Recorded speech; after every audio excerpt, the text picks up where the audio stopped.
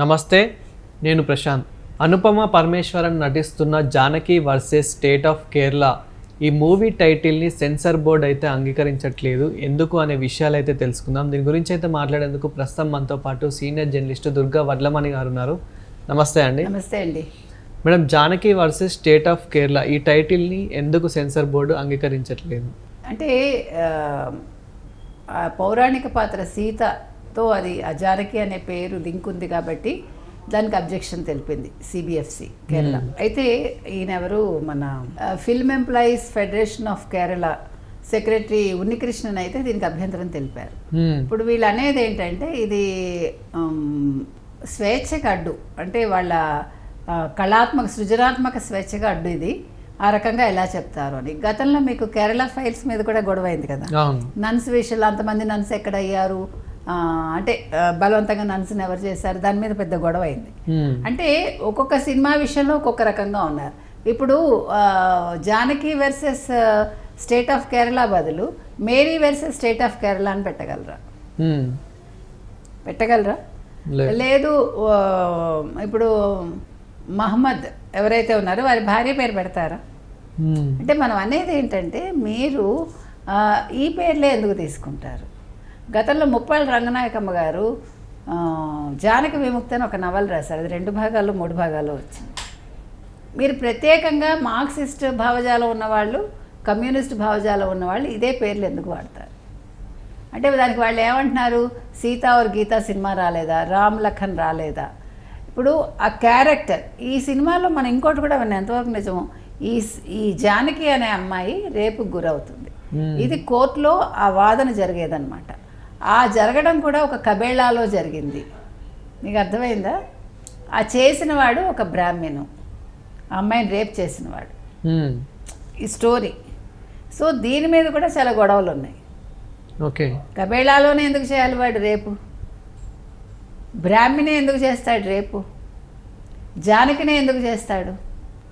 అంటే మీరు ప్రతిదానికి హిందుత్వాన్ని, హిందూ పురాణాలకు సంబంధించిన క్యారెక్టర్సో లేకపోతే బ్రాహ్మణిజాన్నో లేకపోతే ఏదో ఒక రకంగా మీరు కించపరచడానికి ప్రయత్నిస్తున్నారు. అంటే స్టోరీకి క్యారెక్టర్కి దగ్గర టైటిల్ కాదు ఇది అని చెప్పేసి సెన్సార్ బోర్డు అందుకే అంగీకరించట్లేదు. అంటే మీరు ఎందుకు అలాంటి పేర్లు ఎందుకు తీసుకుంటారు?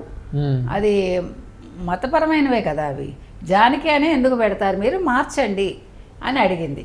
దానికి వీళ్ళు చాలా రకాలుగా మాట్లాడారు. ఇప్పుడు మీరు కళాత్మక వ్యక్తీకరణను గౌరవించాలని కోరారు వీళ్ళు, ఎవరు, ఫెడరేషన్ ఆఫ్ ఇండియా వాళ్ళు. తర్వాత వీళ్ళు ఇంకా ఏమంటున్నారంటే యాక్చువల్గా జూన్ 27న విడుదలవ్వాలి. ఇప్పుడు సిబిఎఫ్సి కోరిన దాని ప్రకారం మేము మార్పులు చేర్పులు చేయమని వాళ్ళు చెప్తున్నారు. అయితే ఈ ఫెఫ్కా జనరల్ సెక్రటరీ ఏమంటున్నాడంటే నిరసన కళాకారుడి స్వేచ్ఛను కాపాడుతుంది, పేర్ల ఎంపికలో సిబిఎఫ్సి జోక్యం చేసుకుంటుందని ఆరోపించడాన్ని వ్యతిరేకిస్తున్నామని పేర్కొందట. అంతేకాకుండా దర్శకుడు కమల్ బోర్డు వైఖరిని అత్యవసర పరిస్థితి కాలంలోనే సెన్సార్షిప్తో పోల్చాడు. అంటే మనకి అప్పుడు జరిగింది కదా ఎమర్జెన్సీ టైంలో. సృజనాత్మక హక్కులపై అధికారానికి అధిక విధేయతకు వ్యతిరేకంగా అని హెచ్చరించాడు. తర్వాత కేరళ సాంస్కృతిక మంత్రి సాజీ చెరియన్ సిబిఎఫ్సి చర్యను కూడా సూచిస్తుంది, దీన్ని పూర్తిగా ఆమోదయోగ్యం కాదు అని అభివర్ణించారట. కేంద్ర మంత్రి సురేష్ గోపి నటించిన చిత్రాల ముందే ఇలాంటి అడ్డంకులు ఉంటే ఇంకా మామూలు అంటే దర్శకులు మామూలు వాళ్ళు తీసే సినిమాల పరిస్థితి ఏంటి? సో ఇప్పుడు ఏం చేస్తున్నారంటే అందుకని జూలై 2, 2025న Kerala High Court Central Board of Film Certification లేవనెత్తిన అభ్యంతరాలను మూల్యాంకనం చేయడానికి ఏం చేస్తున్నారంటే జూలై 5, 2025న బెంచ్ ముందు ఈ వస్తువులను ప్రదర్శించాలని వాళ్ళు నిర్ణయించుకున్నారట. సో కోర్టు విచారణ అయ్యాక జూలై 9న షెడ్యూల్ చేస్తారట.